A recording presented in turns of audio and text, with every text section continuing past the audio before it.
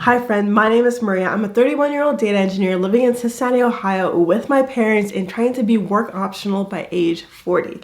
Now let's get into my personal finance goals. So first things first, I watched a couple different people's videos to try and get ideas and inspiration for what my goals could be for this year, along with the goals that I kind of already wanted. And this is the final list. Number 1, my estate plan. I want this finalized this year, in the first half of the year. And so long story short, I've had legal insurance through my company for 2 years and did not use it the first year. And now I'm trying to use it last year, 2024.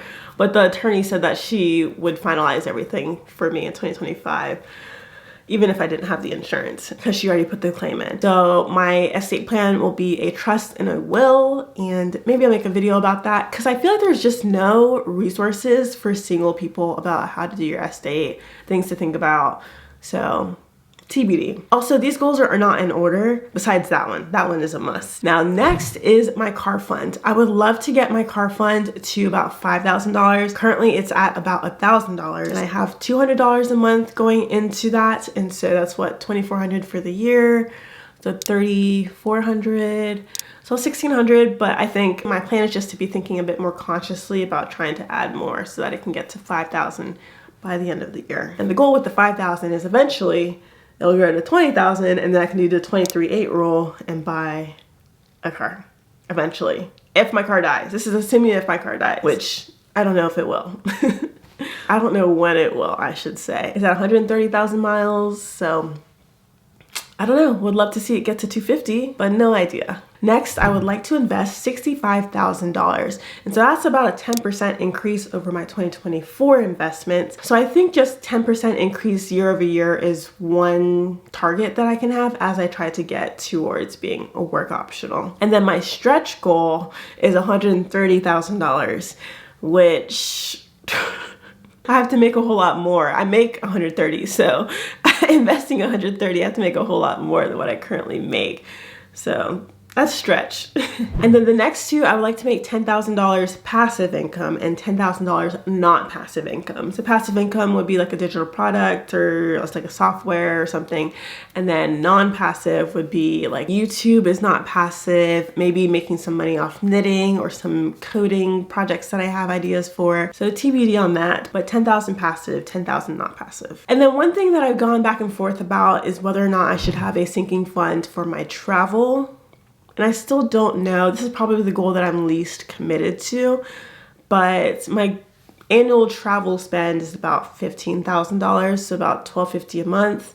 The thing is, most of that money is spent in January, February, March because I travel to go snowboarding and spend a pretty penny. And so I don't know, maybe I could start in April or maybe I just start in January. I don't know.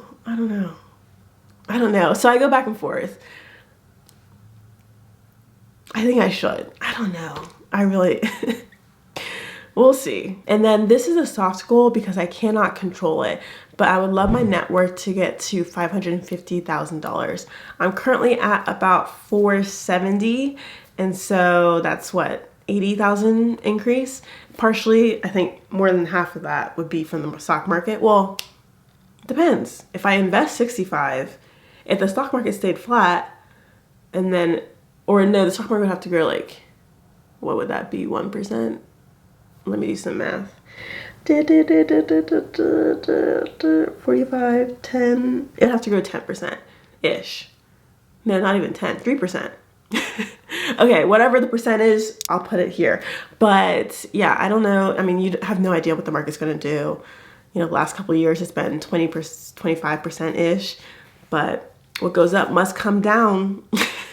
And Warren Buffett is stock holding cash right now, so you know what that means. So I don't know, it would be great to get to 550, but I recognize that's not totally within my control, because if the stock market, if we had another Great Depression, I could be at zero tomorrow. And then my last goal is my biggest stretch goal, which is to make $501,000. And the reason being, if I make $501,000, then I can invest $130,000 and go on a really, really bougie ski trip with some friends.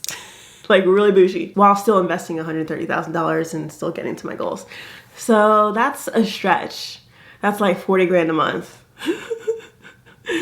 It's not impossible, you know? You shoot for the moon. If you miss, you land among the stars. The moon is 40. Maybe the moon should be 100, so then if I miss, I get to 40. $100,000 in a month. Crazy.